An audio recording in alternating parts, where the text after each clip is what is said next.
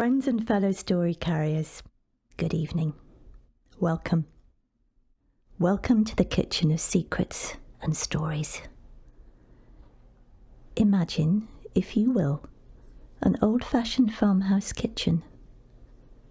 There's a tiled earthenware floor, a long wooden table, and a great blackened fireplace with flames that crackle and leap, big enough to roast a goat if you felt so inclined. There's several low, comfortable chairs and a battered red sofa, piled high with cushions, drawn close to the fire's warmth and light.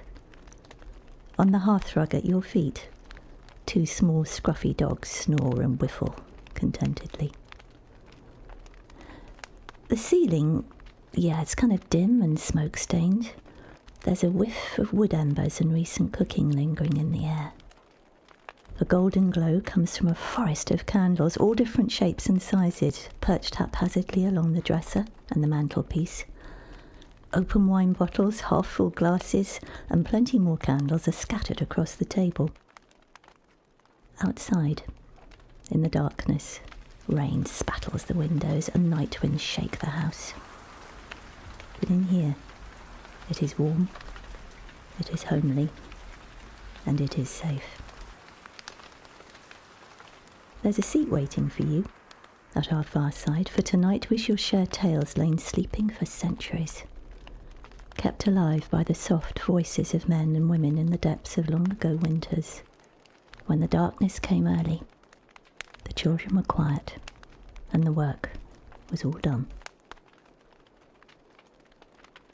We're going to bring these stories out into the light of fire and candle, and when people hear them once again, the voices of these legends will be set free. One of the least known and the most magical is the Wolfling Princess, an ancient tale of love and sorcery. Stories usually change, then change again in every single telling. That is their nature. They evolve, alter, are embellished and edited. People forget details, or they add in events that they think should have happened. So most tales are reinvented very slightly with every single performance, and may become very different from their original selves over time. Yet this one has not. It was first told by a servant from the princess's own household. She was the cook, and she whispered it to her daughters as they helped stir stews, pluck pigeons, and chop endless piles of vegetables. Those girls then whispered it to their own children as they wove cloth and suckled babies and rocked cradles. Sometimes the husbands would come in and listen too. So quietly, discreetly, down through the generations it went. But this story travelled in silence and was spoken in secret, for it not only tells of blood, betrayal, love, joy, malice and magic, it is also true. Truth has often remained locked in the shadows until the time was right to let it out to dance. Well, the time for this story is now. So, friends and firesiders, for your pleasure, in the kitchen of stories, I give you the Wolfling Princess.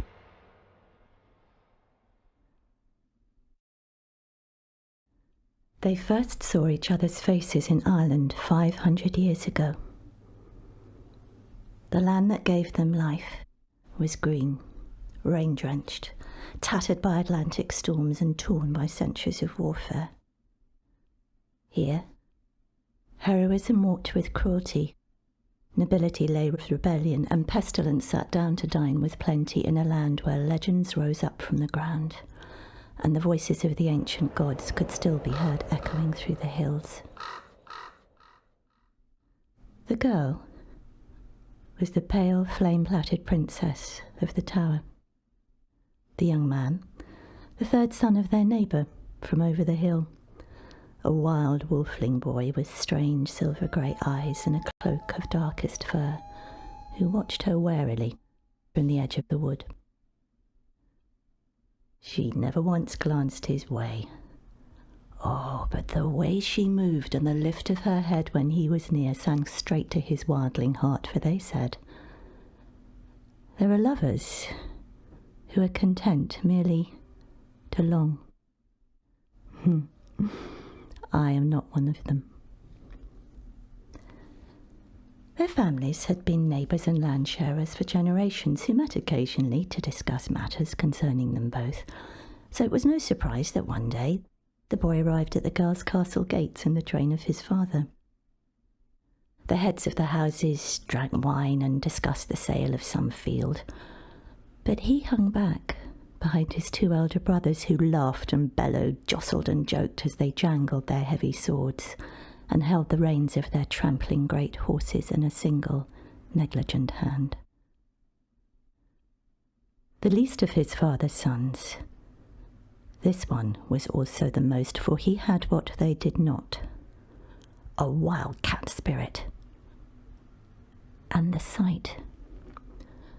For he whispered with wolves, including some huge white ones which no one else seemed able to see.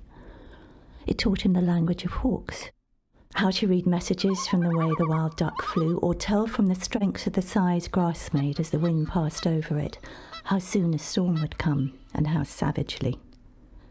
His dreams showed the future, and his soul came from many pasts. Those dreams now showed him the girl, and told him that their souls would be linked until the sun turns cool, deserts cover the earth, and the last of the stars goes out. For they were true soul beloveds, whose love would take many forms over many lifetimes, but whom neither time nor distance could divide. Well, a fortnight later, the boy was taking a message from his father to hers. They were to join for war in a fortnight, fighting at their Irish lord's back to oust the unwelcome French, when he caught sight of her in the wood, gathering flowers, stepping high, humming to the sky. She saw him too, and, still humming unconcernedly, she began leading him, without looking back, to a secret clearing which she had first found as a child and still sought out whenever she needed peace. The moss there was deep upon the ground, and green branches closed over their heads. Their coming together was like the rising of the moon caressing the setting of the sun. The earth crooned wordless songs of sweetness as they loved.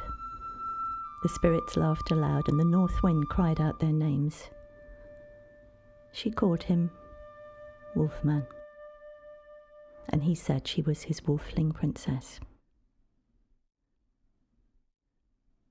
Yet the boy did have to go to war, and during the 4 months he was away, new life bloomed secretly in the womb of the girl. They planned urgently when he returned to run away together before the curve of her belly betrayed them, to marry in secret in a roadside chapel 2 hours' ride to the west, and then live together as husband and wife as they pleased. For their families had other plans for their children's marriages. Apart from anything else, her father would not hear of his only daughter throwing herself away on some awkward young man who is merely the third son of a neighbour. Yet, she was very young, so she confided just a little in a favourite aunt of her plans, hoping for blessings, encouragement, and perhaps a little bit of help. The aunt, who was unmarried and not as young as she had been, gave all those things with her outward face. But inside her heart twisted in envy, for she too desired the boy, and she longed for his touch in the depths of her soul. Now this aunt had a little mirror on the rough stone wall of her room. Made of silver, it was difficult to polish properly, so the reflections it showed were often distorted by the dark marks of tarnishing. Yet she prized the thing for the blurred and therefore rather pleasing reflections it showed of her face whenever she looked into it. She liked it for another reason too.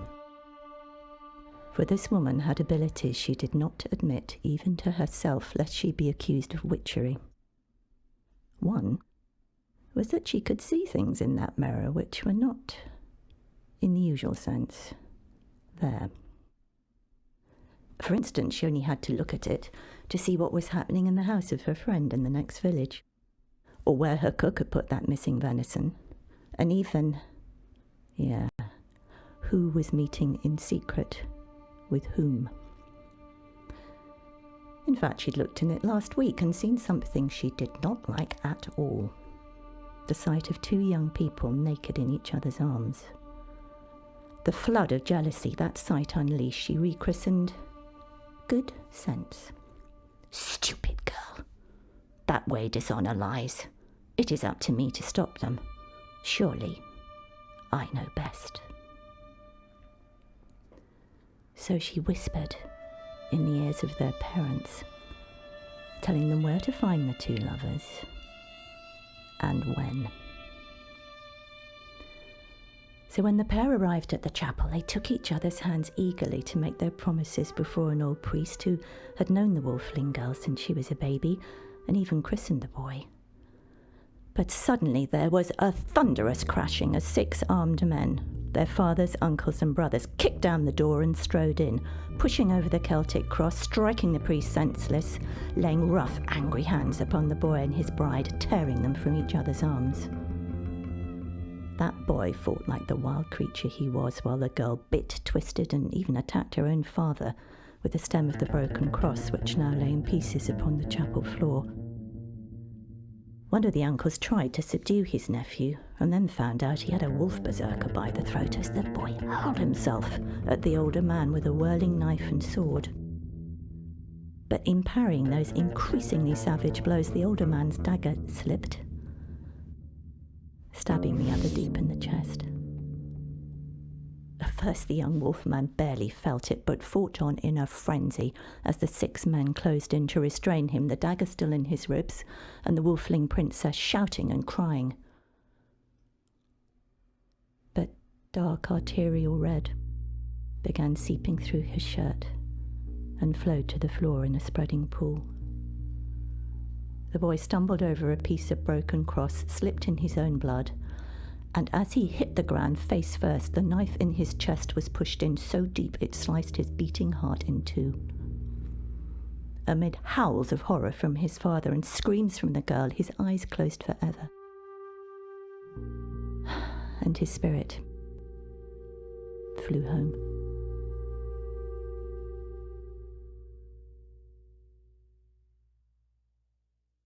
The aunt was at first so stricken with remorse that she blamed herself, as well she might.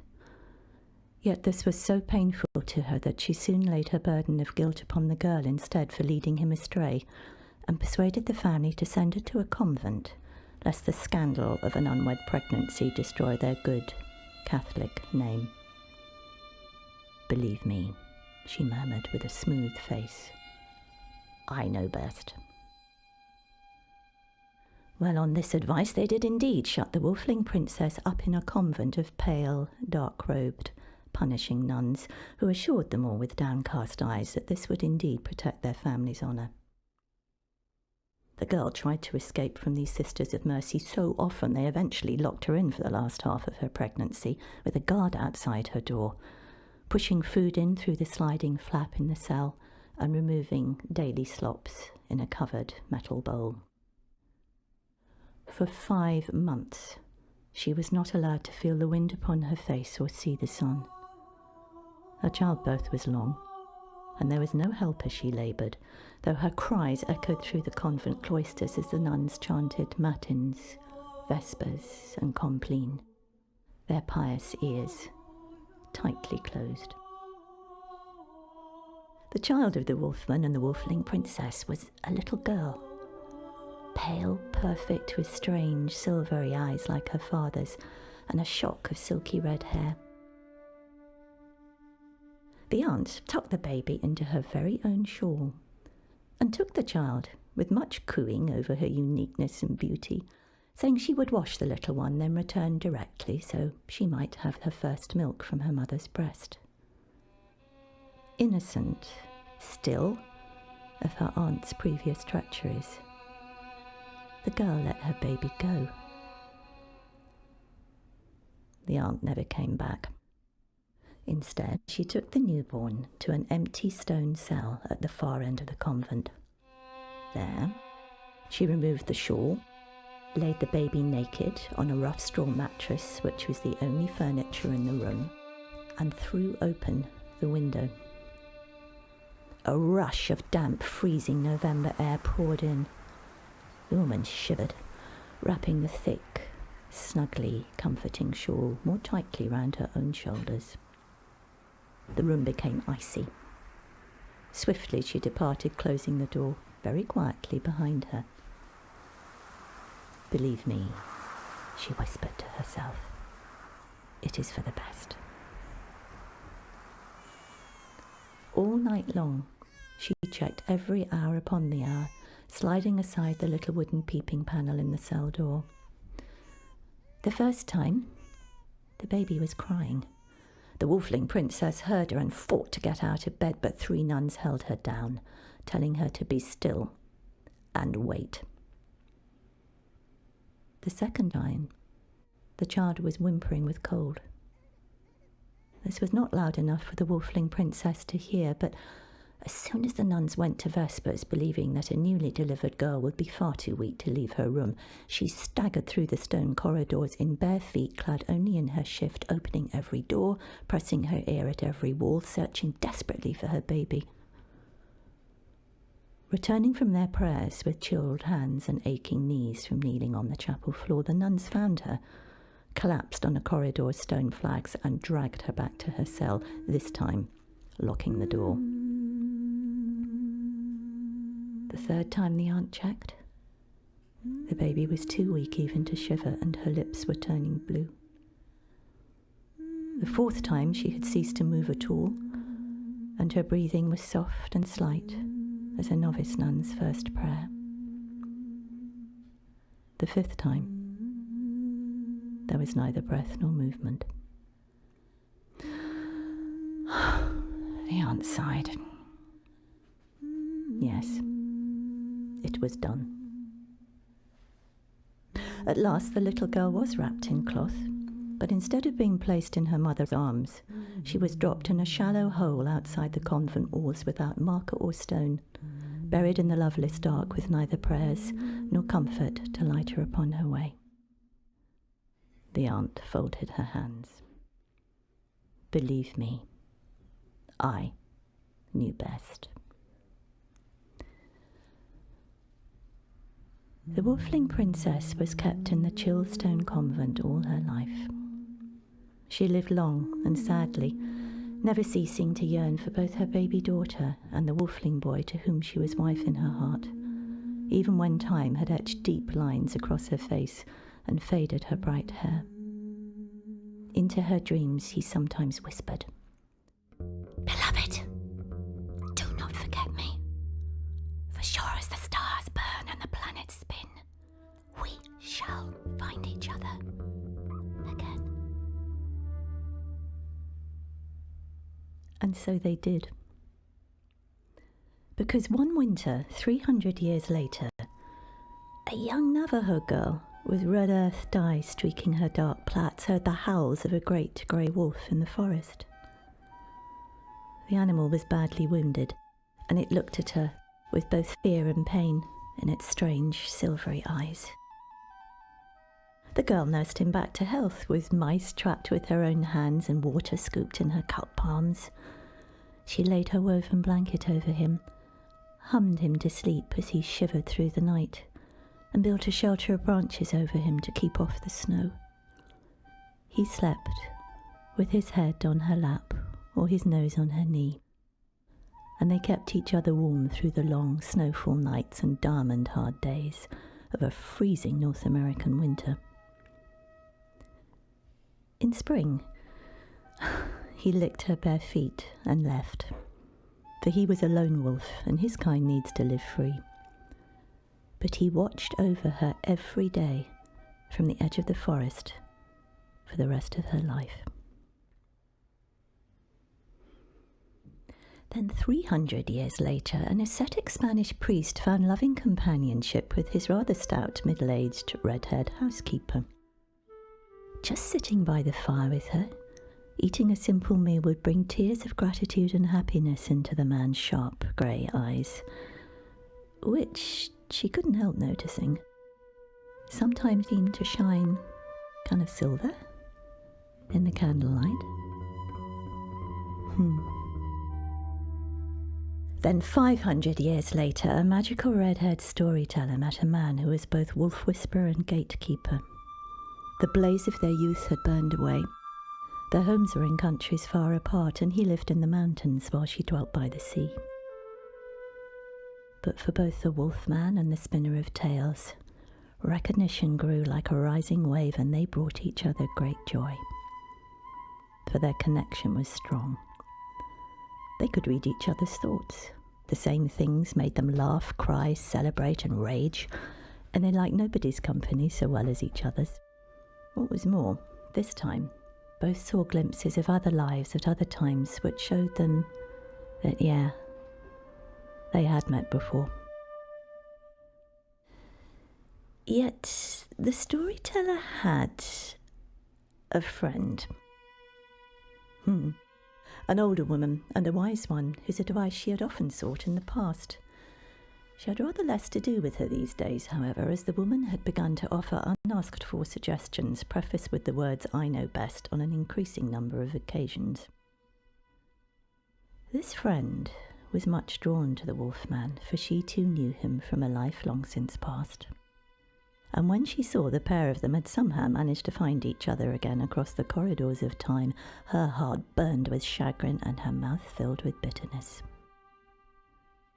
So she tried to warn the younger woman off with vehement words. "Stay away from him. Oh, he's wicked. He's bad. He'll take your money. He'll break your heart. He will ruin your life. Oh, my dear, I can see it all so clearly. Believe me, I know best." To the wolf whisperer, the woman hinted that his red-haired friend led men around on a string and was given to terrible fits of ill temper. Both storyteller and wolfman ignored her. Unfortunately, the former aunt had spent the last few lifetimes becoming an accomplished sorceress. Seduced by the purr of dark magic, she had long played with those she knew, relishing the power of influencing others in secret and shaping events as she pleased. She was also powerful, and skilled in both spell-making and conjuring when persuasion or a winning tongue failed. And she did not, really did not, like being ignored. These two, she thought. These two? They never learn. How dare they disregard my advice, ignore my warnings? Well, they shall pay attention now, because I am going to separate them both so completely that they will never find each other again in this world or the next. They'd be bad for each other, I just know it. So indeed, what can I do? They leave me no option. Is it my fault that I know best?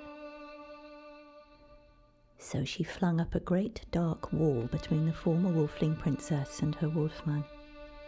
Impossibly high and endlessly long, fashioned from huge blocks of sweating black granite, it stretched into infinity. The wolfman was trapped on one side and the storyteller on the other. They could no longer hear each other's voices or sense each other's thoughts. Indeed, the sorceress's spell was so strong, they could scarcely remember even having met.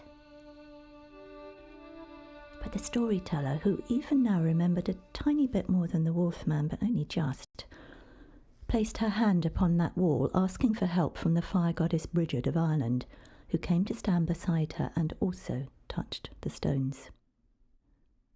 Golden hairline cracks spread from beneath their palms like a burning spiderweb, and suddenly part of the great black barrier collapsed, allowing the wolfman to climb across the rubble, coughing, sputtering, and covered in dust.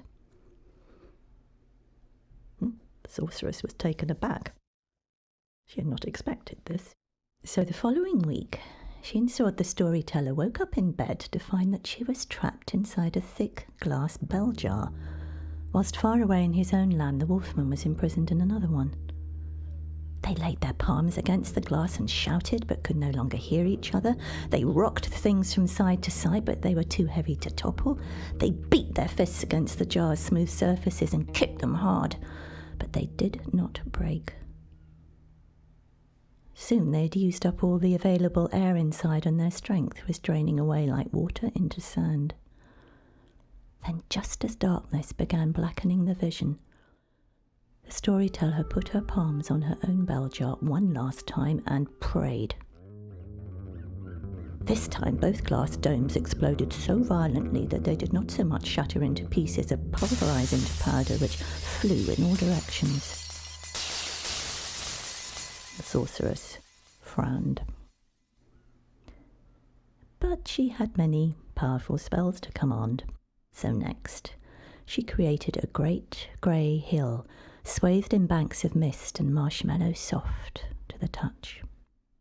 To step upon it was to sink into its depths, where you would flounder and struggle helplessly, for it was like falling into deep powder snow. Each time you put out a hand or a foot, it sank beneath you like a heap of feathers, and again the wolfman was on one side and the storyteller on the other. She who had been the Wolfling Princess stepped to one side, and from behind a concealing clump of trees she began digging with a little silver spade.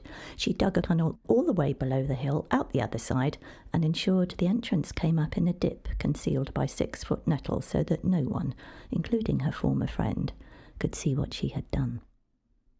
The wolfman then destroyed the hill completely, but unfortunately that the sorceress did notice. This time her glare was such that the sun hid its face, and the air turned so cold that children shivered throughout the length and breadth of the land and ran crying to their mothers. Her predictably ill temper got her nowhere, so she built another great barrier within days. This time it was a blackened volcanic mountain range which burnt the skin from your hands and melted the soles of your shoes. What was more, it was crawling with screaming gargoyle monkeys with dagger-talon paws and wide mouths packed tight with greenish rotting needle teeth. Again, storyteller merely tunnelled round it. But at this the sorceress became enraged, sending forth a powerful stream of darkness to engulf her one-time friend. Night and day it poured over her, a torrent of stinging malice. The storyteller became exhausted, ill. Her baths turned black as the sorceress's poison soaked out of her skin every night. Yet she did not back down. Finally, exasperated that she was still encountering resistance, the one-time aunt switched tactics and flung the wolfman in prison. A very unique prison, built especially for him. She set him upon a cold metal throne, binding him to it with a ring of steel around his throat, 2 more lashing his wrists, and a belt of metal teeth biting into his waist, and barbed wire tying his ankles. Around that throne, she created a crackling electrical fence, set guard towers with searchlights in each corner, and hid the whole thing in the depths of a dim, stinking jungle, which steamed, smoked, and does not appear on any map in existence. The guards' blazing white light seared the wolfman's grey eyes, and they took great pleasure in blinding him with them night and day. The storyteller watched as he strained uselessly against his bonds and knew that this time she could not help him. But wait! He is the wolfman, she thought frantically. Perhaps, therefore, we must call upon wolves.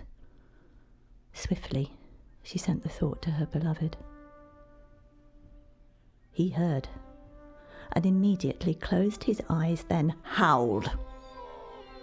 He howled 3 times.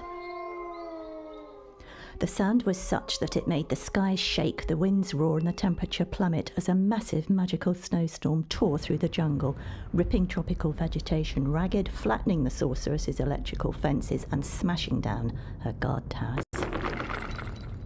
In the centre of the storm galloped 3 glorious white wolves. Wolves bigger than war horses, wolves with obsidian eyes and fur like sun on the Arctic ice. Many lives ago, the Wolfman himself had been one of their kind. No wonder he could see them.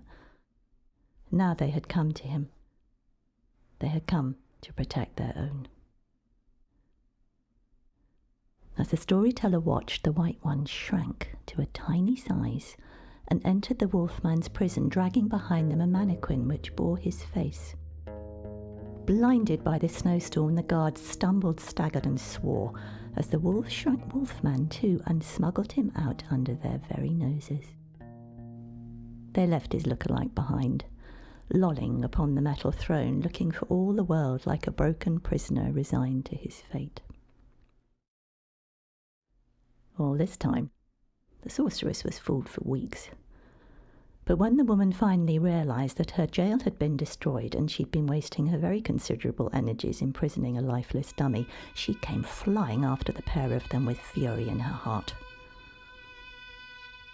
The Wolfman and the storyteller simply stopped in their tracks and faced her, offering her forgiveness with both hands open. And this she had no power against. So, she agreed to cease her persecution and returned home with a bowed head, slow steps, and a meek face set to the world. Yet she continued to watch, as a spider watches a fly, for the very next opportunity, even if it meant biding her time unto death and beyond. Yet the white wolves saw her thoughts, as they see everyone's.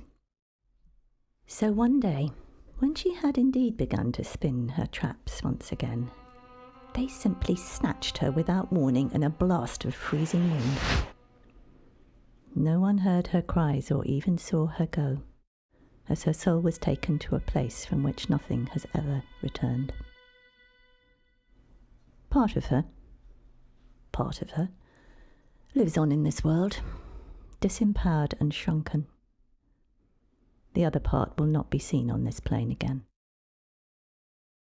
Oh, but for the Wolfman and the storyteller, their every day is now a celebration and a delight, for as comrades they travel the world, breathing the blaze of certainty into those who need it, healing the land, pouring heart into the dreams of the hopeful who long for better things, and listening to the tales which the wolves' howls tell for those who have ears to hear them. And they have become far more than beloveds. For the Wolfman and the storyteller are now true soul kin, soul family, soul blood, and this is the strongest connection of all. Linked by ribbons of fire that will never break, these two now dance through their days as wolf brother and wolf sister, co-conspirators, light warriors, and playmates for life beyond life in a future which has neither limits nor shadows. Over there. Yeah, right there. Did you see them? Did you see them pass by?